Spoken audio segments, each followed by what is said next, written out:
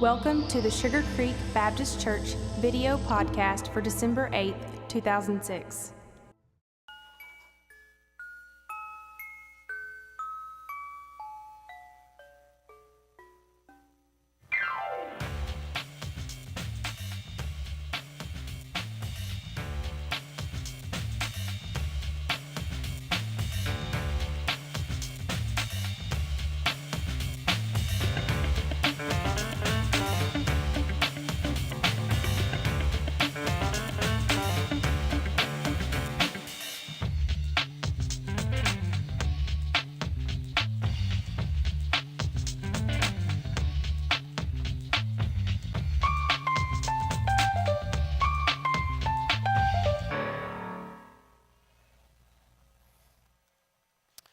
A few years ago, James Dobson wrote a book entitled Parenting Isn't for Cowards. I mentioned that book last week at the end of my message. I want to mention it now at the beginning of my message. The truth is that book title is so correct.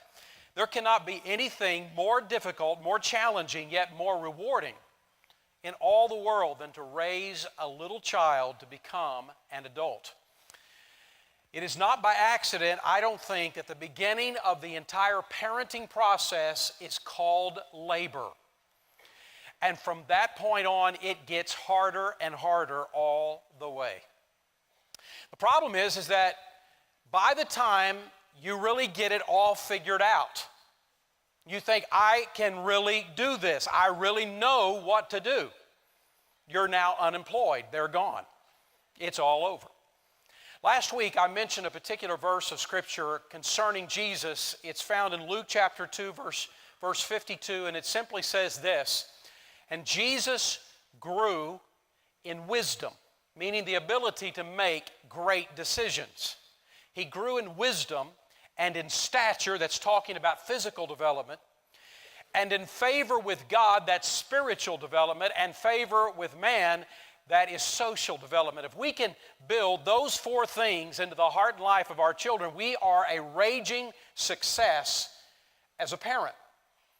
Our goal is to raise godly kids, well-adjusted, ready to take on the world with biblical principles. But the question is, how in the world do we get that accomplished? Well, there's 8 particular things that I want to share with you about how we can improve our parenting. There's a lot more than 8 things we need to do, but 8 things in particular, and I talked about 3 last week, and this morning I want to address the next 5. And the first thing that we need to do as parents is we need to protect our children in the storms. Now, I specifically said in the storms and not from the storms. From the time our children are little babies, we're by nature used to protecting them from everything, because little babies need to be protected from everything. And as they grow up, we're still there. We're holding their hand. We're with them. We're protecting them all the way. But as they begin to grow and develop, we've got to start taking the layers of protection away. And we've got to, little by little, allow them to experience the storms of life, because that's part of what helps them to grow and mature. I'm never going to forget what happened in our lives that really began to teach me that truth. When Matthew was 3 years old, we moved to a new neighborhood. And in that neighborhood, there were 2 little boys. One of them was exactly his age, and another one, his brother, was just a couple of years older. We thought, this is fantastic. You know, he's going to have a couple little buddies to play with and just 3 doors down. And that's what happened for the first year or so. But as it began to grow, that older boy began to pick on Matthew. And his brother, because he was his brother, sort of chimed in. And so all of a sudden, it was like every day there was something else that was happening. Never was terrible things, but annoying things.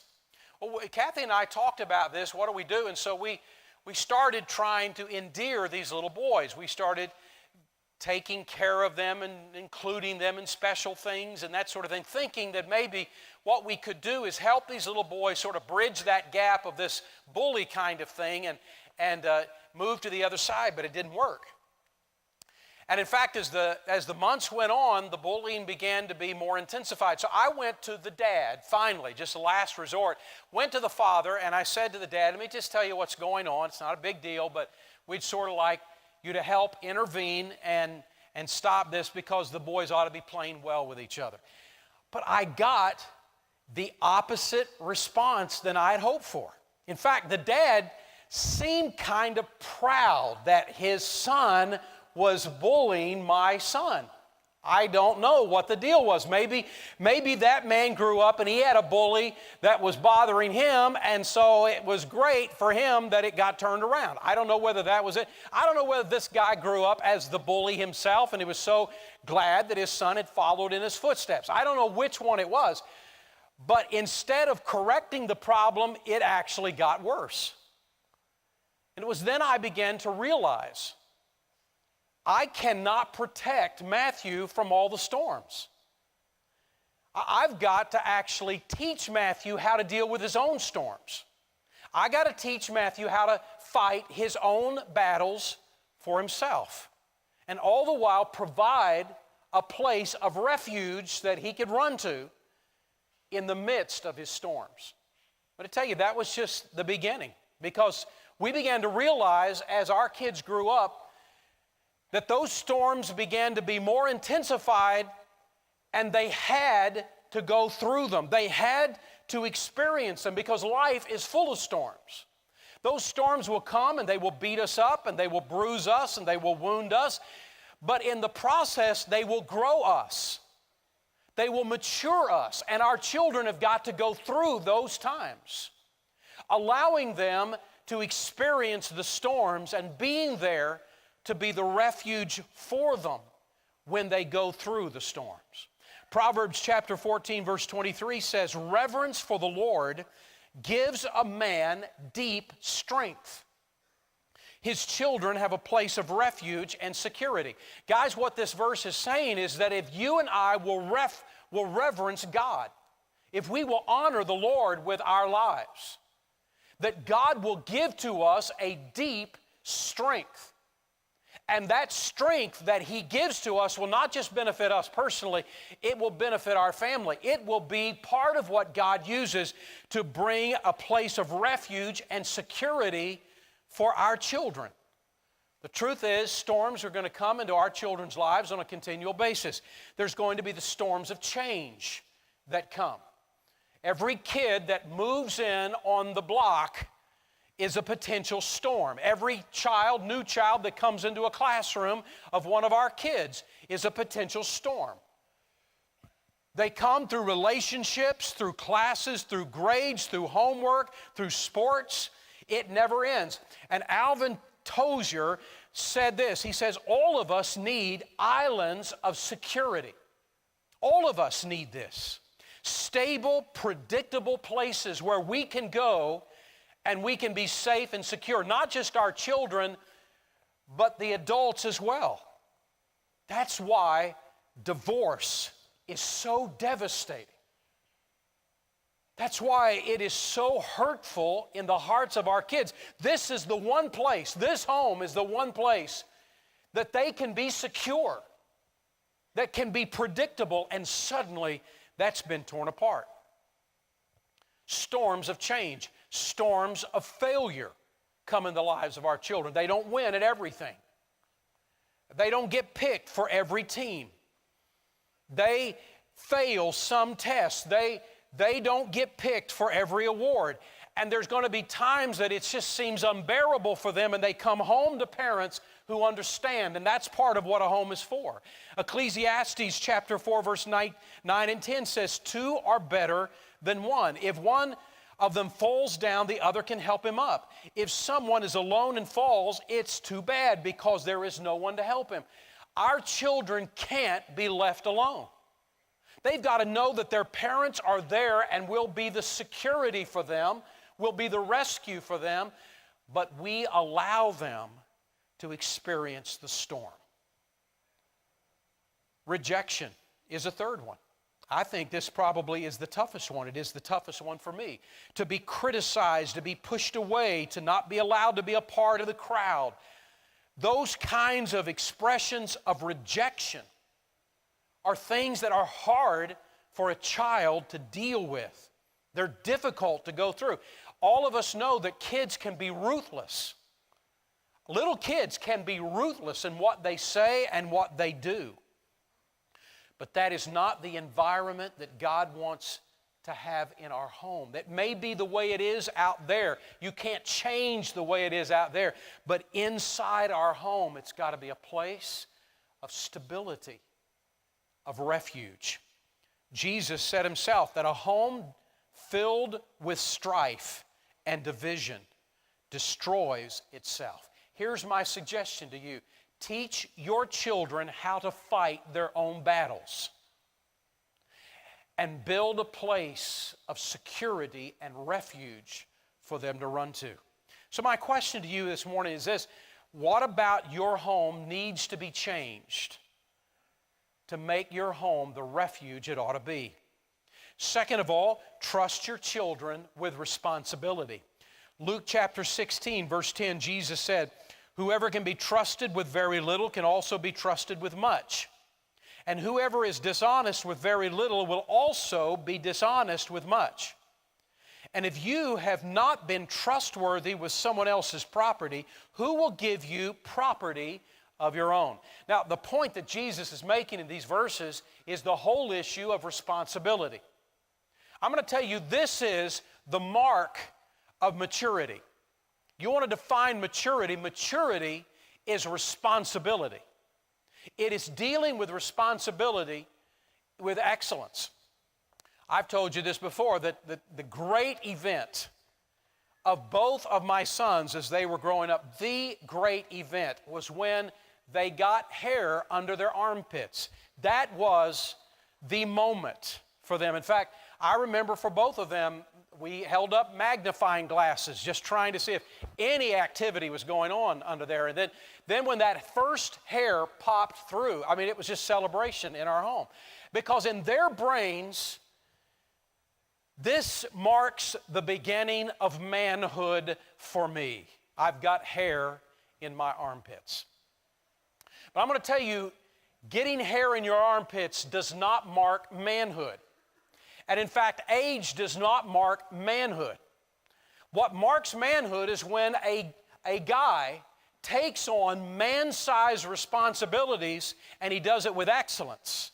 That's how you know you are a man. It's not your age. It's not your physical stature. It's your ability to take on responsibilities and do it with excellence. Now, you've entered manhood. And that's what we've got to build in the lives of our children. So how do we do that? We start when they're small. It doesn't happen automatically. It has to begin when they're little children and they grow in it. I'm not going to forget that first moment in which I started seeing that kind of thing really began to emerge in my oldest son.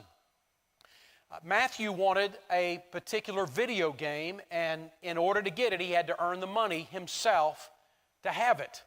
And so he worked hard, did everything imaginable to earn money, and he finally had gained enough money. He had it in his hand. It was time. He knew exactly which video he wanted to buy. We had been in the store several times. We had admired the box and could not wait until it could finally be his possession. And now he had the money. We went into the store, and wouldn't you know it? It's the only video they're out of. They don't have that video. Now comes a defining moment for Matthew. And I presented him two options. Said, okay, you can buy the next best one. You can look, there's a whole bunch of video games. You can buy another video game if you would like to buy it, or you can wait. Might be days, it might be weeks before we find this particular video, but you can wait for that video. And then I said, you just stand right here, look it all over, tell me what you decide. I walked away a distance so that he could be by himself and he could think about it. And he stood there. You could just see him, as a little boy in grade school. He's just standing there, and he is looking at all the video games. And after a few moments, he walks up to me and he said, I've made my decision. Okay, what is it? I decided to wait. I want to tell you something. I was so stinking proud of him. And the reason is because he decided to delay gratification to get what he really wanted. I praised him. Kathy praised him. We told him how big he was. We told him how strong he was. We told him how mature he was. We heaped praise all over that kid. He had just won the world championship of anything that you can ever imagine. And did you know it was several days before he got the video he wanted? But that video became an even more treasured prize. And I'm going to tell you what happened. It was the first moment that we saw Matthew delay gratification for something better. But it began from that day to mark his life. And part of the reason is because I think we praised him and celebrated so much. He thought to himself, this is a good thing. I think I want more of this. And it began to mark his life. It marks his life today. So many things he has chosen to wait on to get the very best. And you can go back to that moment with that video game. And it was the beginning of responsibility beginning to emerge. I look back on our parenting, and honestly, I think that there were a lot of things that Kathy and I did good about building responsibility in our children, and there were some things I didn't do good. And I look back on that, and there's some things I wish I would have done better. I've talked to many people that are empty nesters, and it seems like invariably empty nesters say to me, if I could change anything about my parenting style as my kids were growing up, it's this one thing. I wish I would have done less for my children, and I would have forced them to do more for themselves. I wish I would have done that. See, the problem is that when we take on responsibility that somebody else ought to be taking on, it means we steal away the opportunity for them to take on that responsibility and grow and mature. Our kids have got to learn how to be responsible. Responsibility in money management, in being on time on their own, in taking care of their own things, in thinking of other people, not just themselves. The greatest characteristic of maturity is taking on responsibility. Now, part of what that means is that we've got to allow our children to fail. It's the part I hated the most. You've got to allow your children to experience hurt through failure. We want to be there. We want to protect it. We want to be the safety net for every failure. But doing that actually causes them to regress instead of progress. We've got to let them fail. And then we've got to be there to help them and encourage them to get on the other side of that. Galatians chapter 6, verse 5 says, we are each responsible for our own actions. And if there is anything that this last generation and maybe the last two generations have failed at, is this very issue, taking responsibility for their own actions. And if that has happened, it is because parents didn't build that into the hearts of their children as their children were growing up.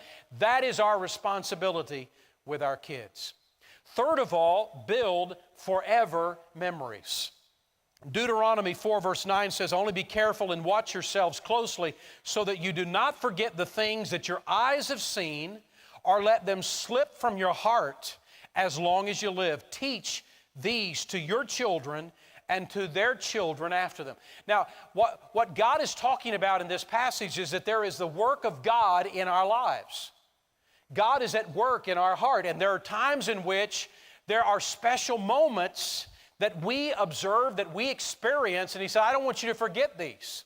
I've talked to you before about building monuments in our lives, about those days, those special moments in which God really came through in a special way in our life, building those monuments to forever be able to remember them and tell our children and then tell our grandchildren. Now that's what this verse is about. But there's a principle that is involved in this verse, and the principle is simply this: retain special memories. Keep these special memories and treasure them as an individual and as a family.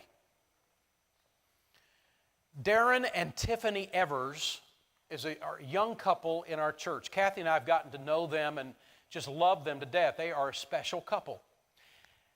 And they've got a little daughter named Jillian, and Jillian is 23 months old.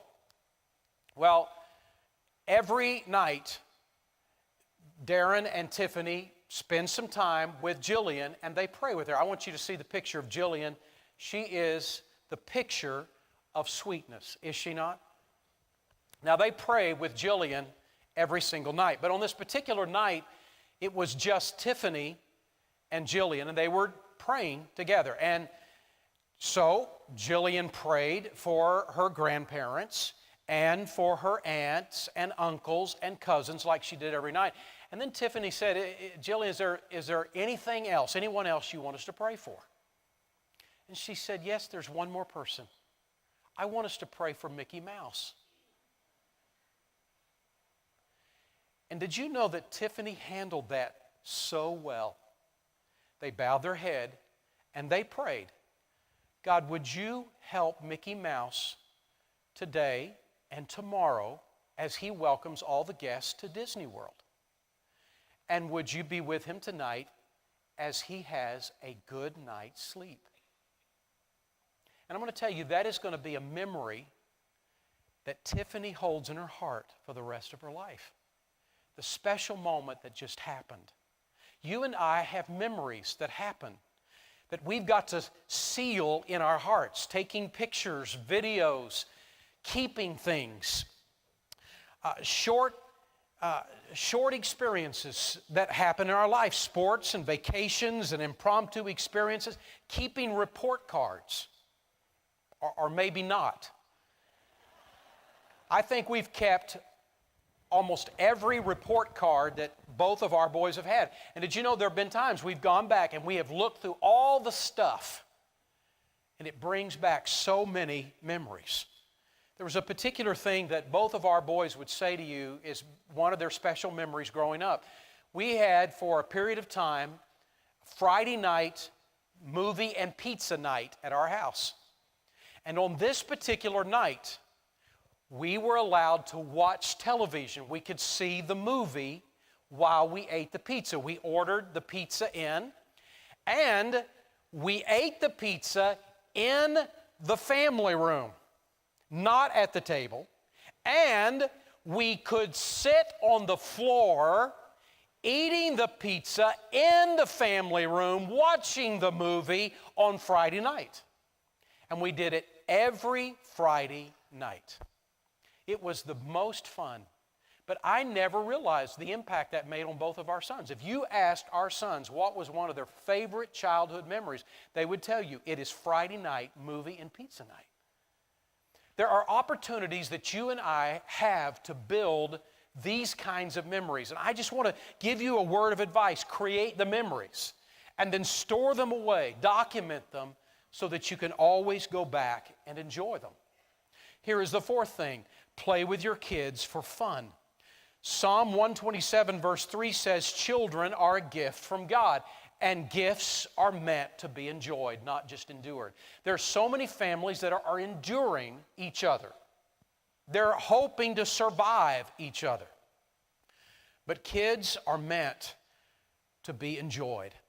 I'm never going to forget the millions of hours of playing catch with my boys, of hitting them ground balls, of throwing the football around, of pick-up basketball games that we did in the driveway.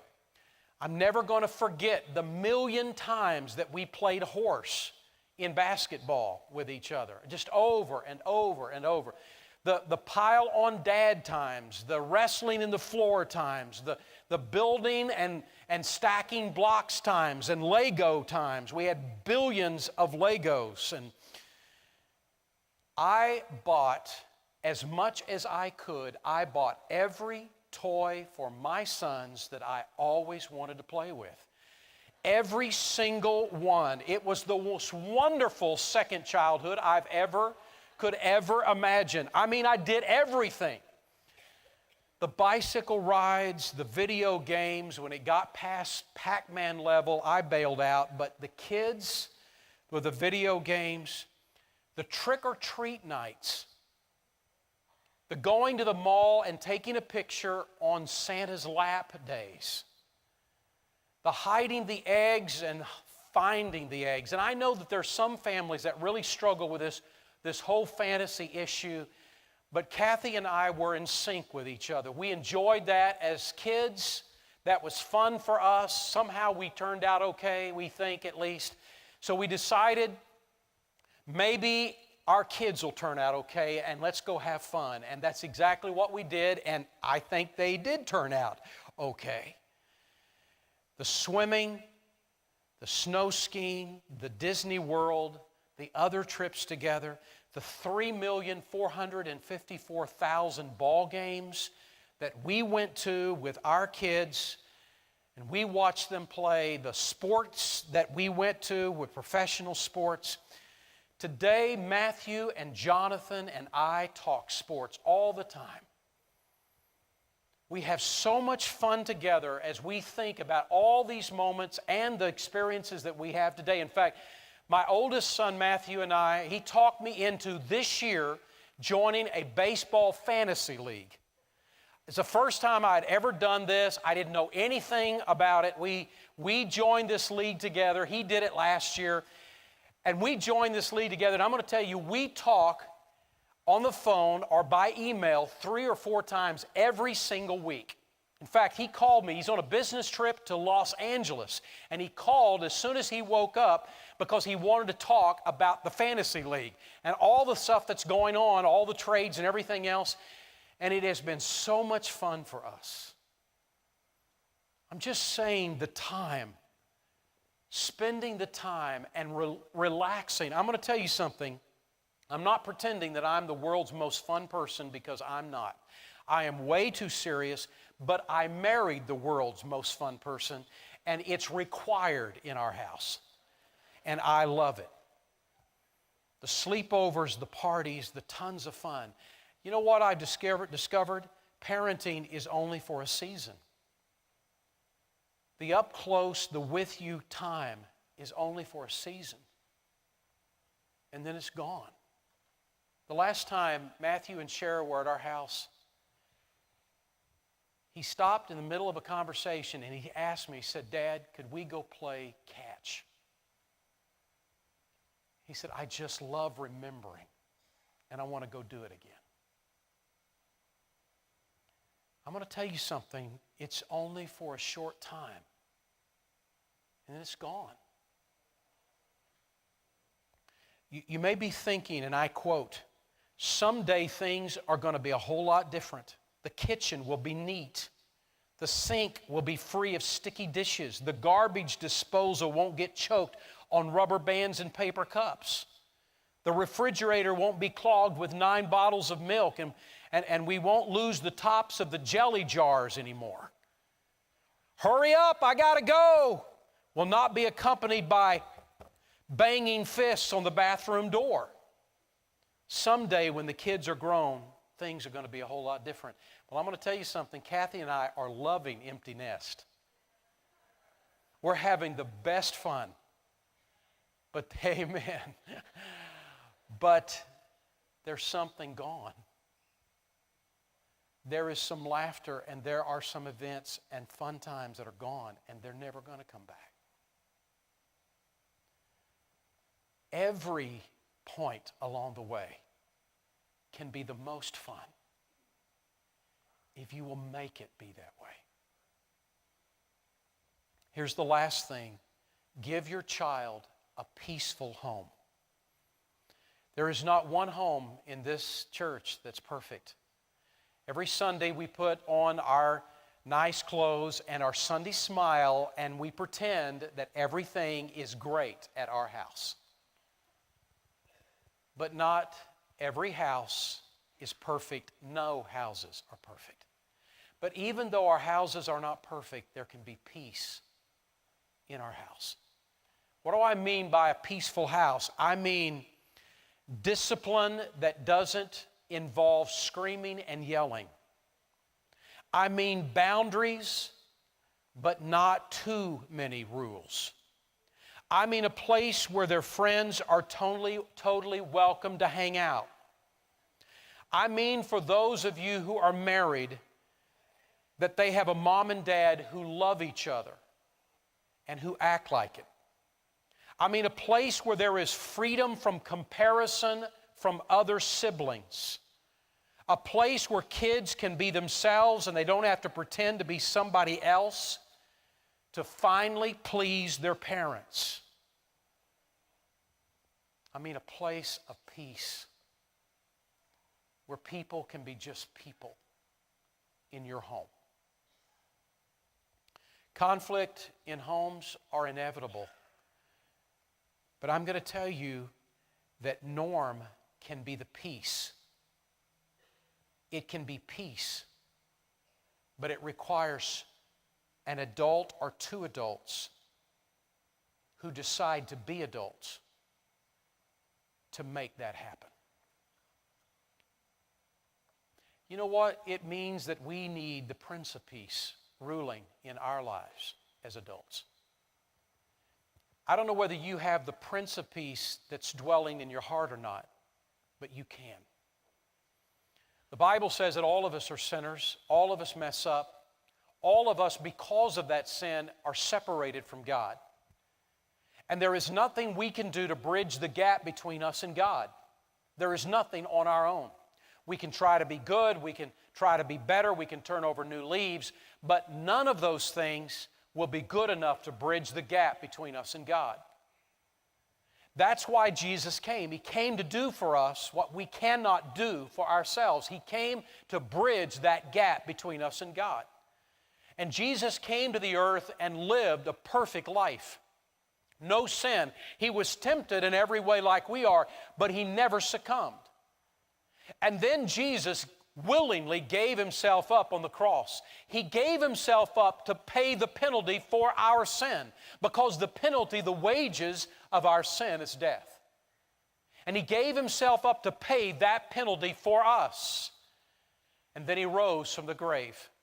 And He offers to us now the gift of life. Our sins have been atoned for. They have been paid for. And He says that by faith we will turn our hearts from our sin and we will turn our hearts to Him. He will forgive us and cleanse us. He will come into our heart and save us. And He will make us a brand new person. We began to be a new person. It's called in the Bible being born again. And He comes to dwell inside of us. And now this Prince of Peace lives inside of us, and He can begin to slowly but surely rule our lives and bring peace to our heart and to our home. And maybe that's exactly what you're lacking, to invite the Prince of Peace into your heart.